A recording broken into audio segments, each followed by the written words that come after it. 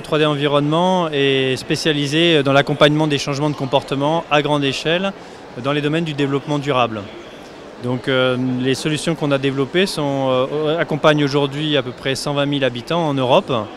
Elles permettent à chaque habitant d'économiser l'eau, l'énergie, de mieux trier leurs déchets, d'utiliser les transports collectifs ou de favoriser le covoiturage et également de respecter leur environnement proche et mieux vivre ensemble. Effectivement, les 120 000 personnes qu'on accompagne sont dans plusieurs pays européens et en France, dans plusieurs villes.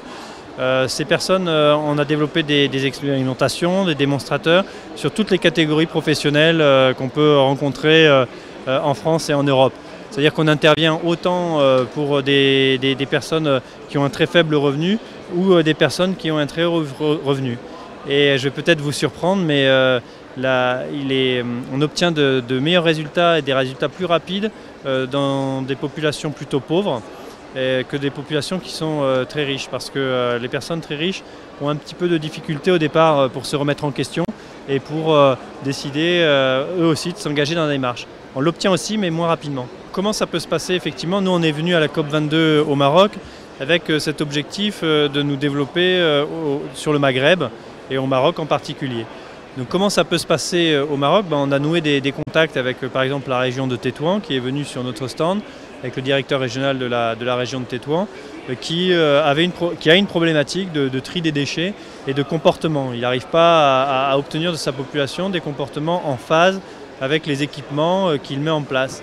Et il nous a demandé très concrètement de lui remettre un synopsis pour savoir comment on pourrait adapter à son contexte particulier notre dispositif pour obtenir des changements de comportement des populations en faveur du tri des déchets. Et donc on lui a répondu, puisque c'est possible. On va chercher des universités sur Tétouan qui sont des psychologues sociaux, qui forment des étudiants en psychologie sociale.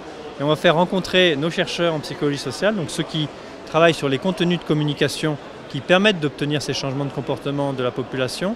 On va faire rencontrer nos experts avec des chercheurs qui travaillent sur Tétouan pour pouvoir adapter notre dispositif au contexte local.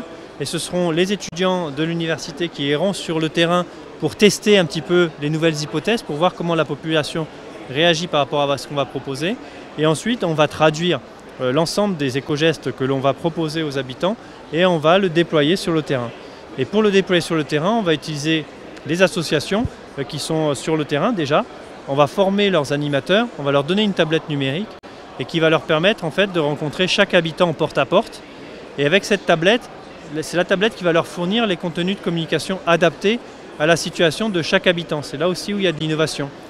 Par exemple, les bons arguments qui vont leur être fournis, mais également des propositions de gestes qui sont adaptés à la situation. Et c'est comme ça qu'on va pouvoir garantir à la ville de Tétouan que sur le quartier dans lequel on va intervenir, on va avoir 90% des habitants qui vont participer à ce dispositif et qui vont accepter d'être coachés dans la durée. Les coûts sont différents. La première chose, c'est quand vous mettez en place un démonstrateur, les coûts sont importants. Parce qu'en fait, vous êtes en train d'adapter votre dispositif, vous réfléchissez, vous changez des choses, vous testez, vous mesurez. Donc ça, c'est un coût qui est particulier. Donc dans ce cas-là, la région de Tétouan, elle va chercher des confinancements, soit auprès de bailleurs, etc., parce que c'est un coût important. Par rapport au nombre d'habitants en fait, qu'on arrive à sensibiliser. Mais après, une fois qu'on a démontré qu'il y a quelque chose qui marche, on reprend la chose qui marche et on va la faire dans un autre quartier à côté, puis dans un autre quartier. Et là, les coûts deviennent très compétitifs par rapport à ce que la collectivité peut aujourd'hui avoir comme coût avec les associations et les associations en fait.